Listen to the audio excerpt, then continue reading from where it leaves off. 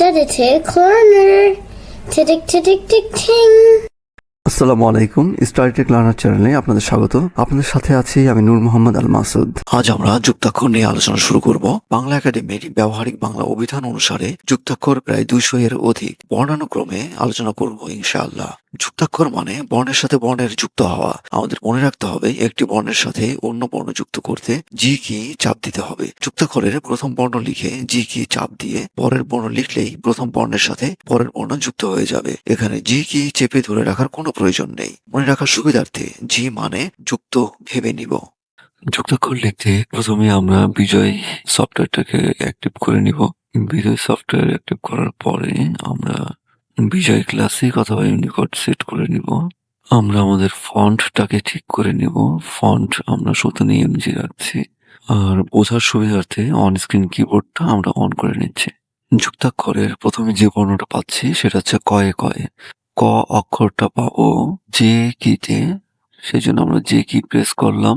যুক্ত করার জন্য আমরা যে কি প্রেস করব, পরে আবার যে কি প্রেস করব, তাহলে কয়ে কয়ে হয়ে যাবে।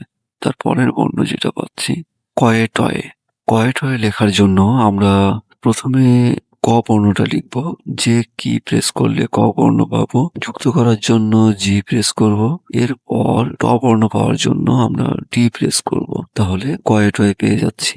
পরের যুক্ত বর্ণ হচ্ছে কয়ে তয়ে। ক বর্ণ আমরা পাবো যে কিতে, যুক্ত করার জন্য জি কি।